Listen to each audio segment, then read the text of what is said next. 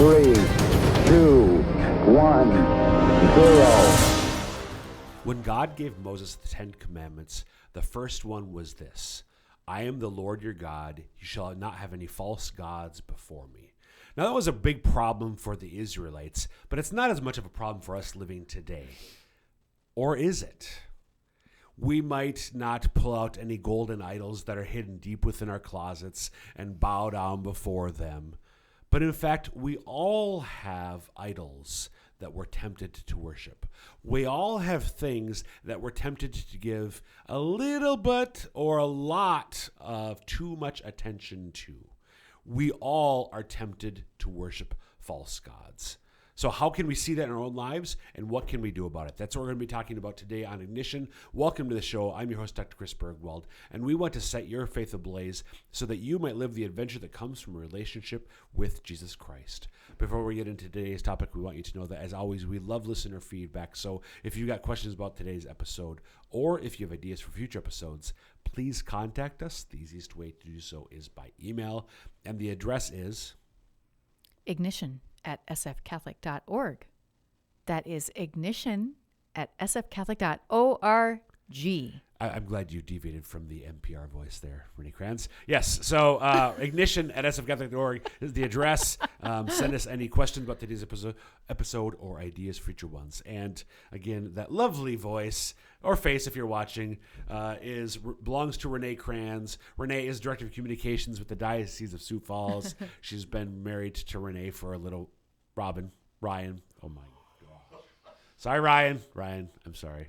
Someone with an R. Somebody with an R. First I named her, and then one of the other co-hosts on Ignition, Robin, and then I finally got to the third R, Ryan. Yeah. Hey, yeah. Dr. Bergwald is the Director of Discipleship Formation. Yes, he is. Yeah. I got it right this time. Anything about him? His wife, He has a wife. the Better Bergwald. The Better Bergwald. As I like to refer to her, Yes, is you do. Jermaine. Jermaine is the Better Bergwald. She is yes. So this episode, Renae, last week we had a fun episode on listening well, and I listened to you well when you proposed this as a topic. Yes. I always, probably longer time viewers or listeners would know that it's important to me that my co-host be interested in what we're going to talk about. Eye roll, really? An eye roll? Not just sleeping over here. So I asked Renae, what do you think? What would be a good topic for this episode? And you proposed idol worship. Idols. Yeah. You want to know how to worship idols better. I do. So we're top 10 keys to making and worshiping your own idol well. That's what we're going to do. Casey's going to crawl under the table right now. Make sure you get the show notes, the 10 key steps there, Casey Bassett. That might get some attention. So I think this has come up. I don't know if we've devoted a full episode of this. It's come up here and there. But it's come up to here and there. So why'd you want to talk about it? What prompted this for you? Oh, I loved your intro with it was a problem back then, but that's not a problem now. They may not be golden calves, but they're golden calves. What do you mean? For the person who's like, what? Okay, what are they talking about? What are we talking about, Renae? What are the things we put before God? As simply as I can say it. What are the things that we pay all of our attention to, or that keep us from our real relationship with God? Okay, so I like where you're going, but I'm just gonna sort of devil's that. Okay, but I go to mass and I pray before. I'm not. I don't have. I mean, I know I think Bergwald was joking, but I don't have something that I'm like worshiping. I only worship God. So what do you mean? I still don't completely understand what you mean. What do we focus all our time on? Do you focus 1 hour a week on mass? And then what else what's the other, I don't know how many hours there are in a week. I'm not a mathematician. 7. But what, the other 6 days and 23 hours of our week, what do we focus our time on? What do we focus our energy on? Where's our face pointed? Okay, so I'm going to work. Mm-hmm. I work. Mm-hmm. are you saying that because I go to work for 40, 50, 60 hours as opposed to 1 hour for Mass, that I worship my work? No. Okay. Well, you might. Well, okay. You might. Okay, so but my point is, it's not just a matter of the time, is it? No, it's not a matter of just the time. It's where do you focus your energy? What do you prioritize? What keeps you from doing the right thing? Yeah. Okay, so I think I'm with you. I think this might be helpful to me if you gave me some examples. Sure. What? I would love to. I'd love to. So this, I believe, is probably the biggest idol that almost everybody on planet Earth has, except for those who are living in third world countries. That idol is comfort. We are very comfortable in our lives. And while there's nothing wrong with having AC and a refrigerator full of food and those things, do we forget about all the other things? And we're so comfortable that we don't even notice that we're being maybe, okay, I'm going to get a little bit political, just a little bit, lied to by our government. We're getting, we're pushing aside our neighbors in need. We're not attending confession when we should be. We're comfortable. Our houses are comfortable. I'm just going to sit in front of my TV or hang out on my couch on my phone. I'm comfortable in my jammies. There really isn't anybody who needs anything from me. Maybe your spouse needs something from you right on the other side of the couch, also in front, whatever it is.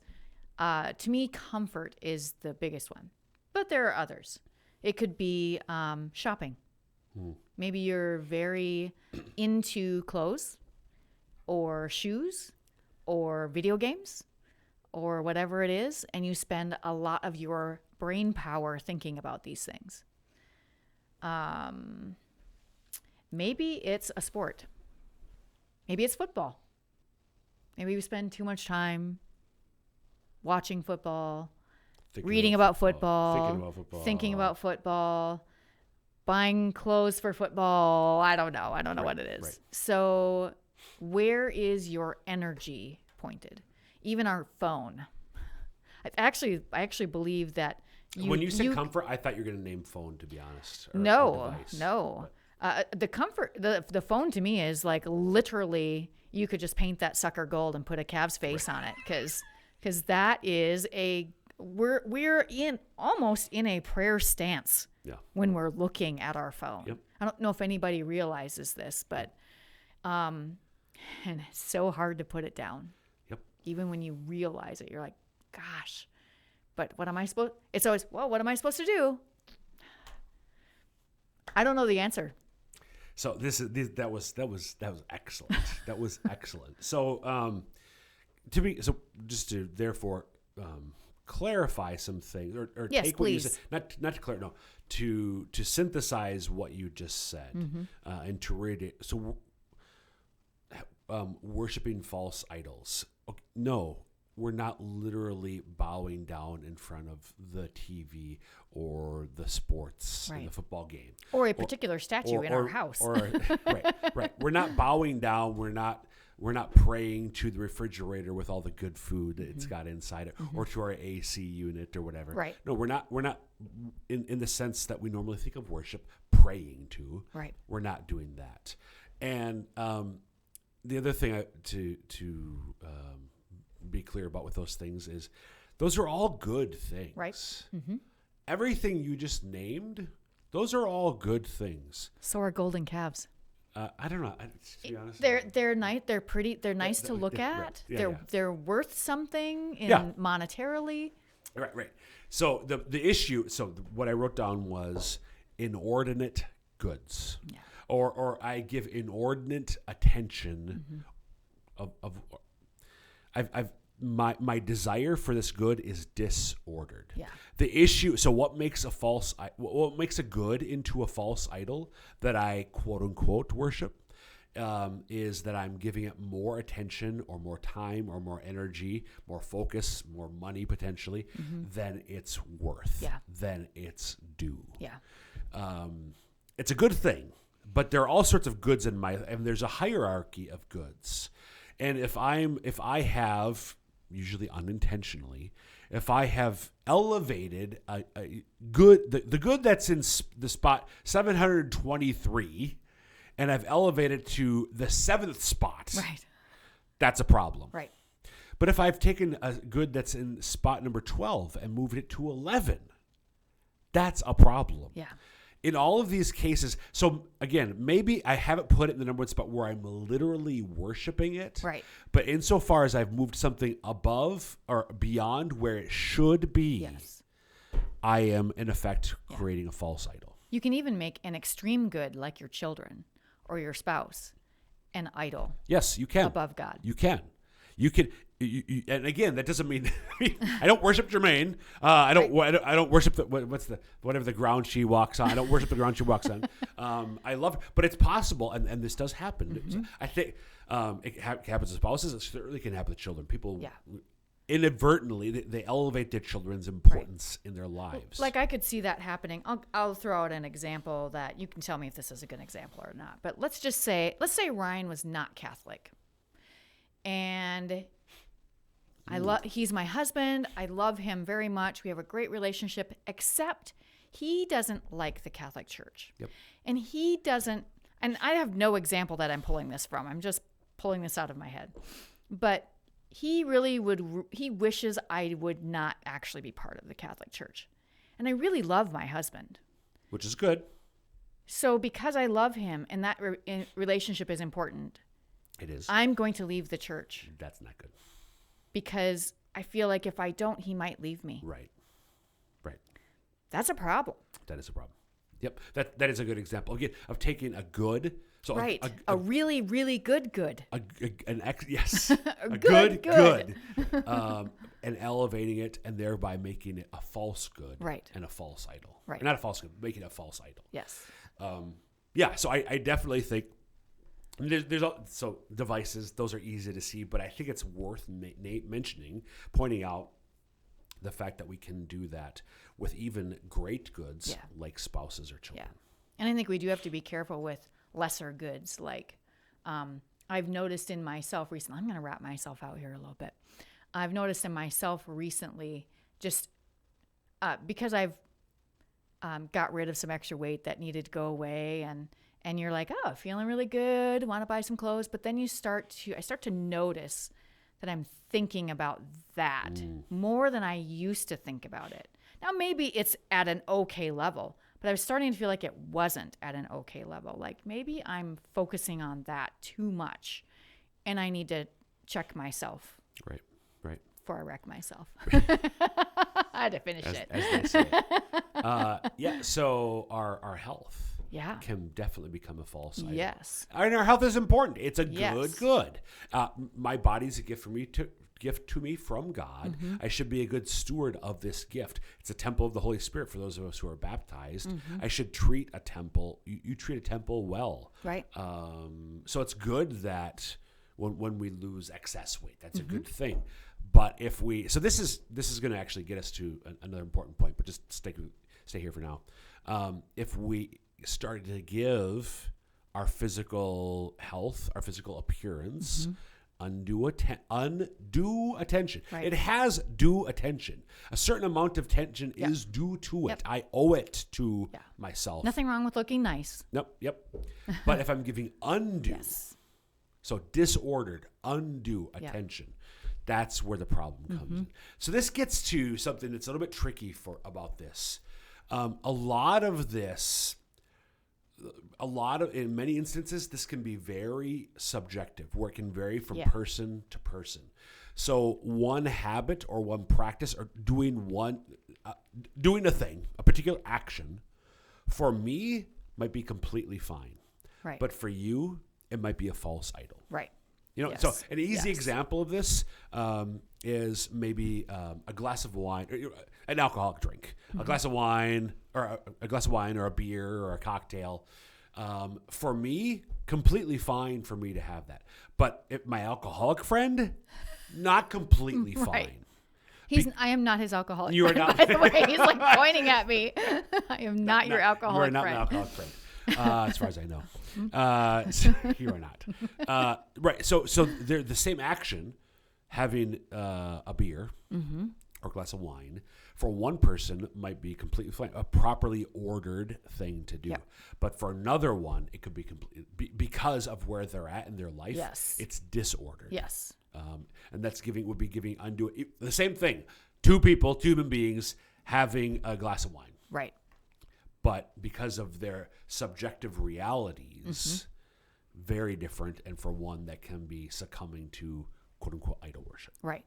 And some people might argue that that's not the best example because there is addiction involved. True. Right. But you could put that in with my example with the clothes and shopping. If someone wants to go shopping and now you've asked somebody who maybe has been doing a little too much shopping, not a shopaholic, but a little too much shopping, now you're putting them in a position or they're in danger. By the way, so just to point out, and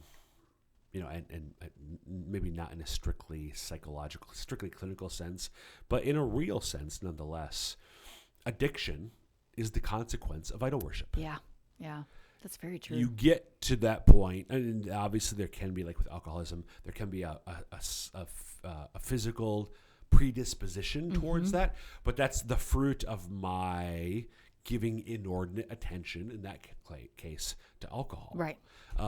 People can become addicted to shopping. That's the consequence of them having, of their own free will, initially, started shopping to it, giving it undue attention, undue time, energy, money. Yep. Yeah, totally. Okay. So there are all sorts of ways where we can unintentionally worship false gods. Yeah. I think what would be good, are there any other in our culture? So I love the fact that you started with comfort. I think that's a good one. Any others that you think are worth naming before we transition to, okay, so now what do we do about that? Well, I do think that there is I don't know how this one works, and maybe it's actually wrapped into comfort, is the idea that we need to have what our parents had right away. We want the things we don't want to have the time we need to take to get to the things that are proper to our station in life. Sure. Is that the way to say it? Yep. But that wraps in comfort. That sometimes can wrap in love of money. Because money is a big one. Yep. Yeah. That'd probably be the only other one. Well, just technology in general. Yep. Internet, phone, TV. You want me to keep going? I there's a million of them. When I was devil's advocating early on, I said it in passing. Like, no, that could be work. Work can be. It totally can be. Yeah, we spend usually 40 hours a week at our job, and that's probably a big part of our life. Yep. But when you go home, are you still thinking about that? Are you doing it when you get home? Are you missing all your family stuff because of it? There are ways to know that that's a problem. Right. So that's a good example. Again, in all of these, we're never getting to the point of formal worship of any of those things, but we're elevating them above. So work's an easy one where you can elevate it above your family. That's disordered. Yes. It's the wrong order of things. Family should be above work. Right. It's not above God in the formal sense, but it's a false idol in the sense that I've moved it higher up the chain, the hierarchy of goods than it should. I think that's an important distinction, because we always might think, well, I don't think my comfort's more important than God. But is it in the wrong? Right. Is it up too high? Yep. That's what it means for it to be a false idol. Yeah. All right, so what do we do about it, Renae? The topic was your idea. This is your bright idea. so you didn't tell me I had to come up with all the answers. I don't know. You're the doctor. Well, okay, fair enough. So last week we talked about human formation as part of what it means to be a missionary disciple, and I emphasized the importance of self-knowledge. Yeah. So I think this starts with just a good, honest look at our lives. and looking at, I think, like where we spend our time and where we spend our money and where we spend our time and attention are probably similar. Yeah. Where we spend our time, our attention, and our money. Yeah. Just to look at those things and just sort of do a gut check. Like, am I spending the appropriate amount of time or attention or money on this thing? And the answer in many cases will be yes. Yeah. But and having an honest conversation with ourselves, but maybe also as part of that, an honest conversation with a spouse or a close friend. Yeah. So inviting somebody to sort of help take a look. So self-knowledge, self-awareness, taking a look at ourselves, our lives, with trying to have as much as possible a God's eye view.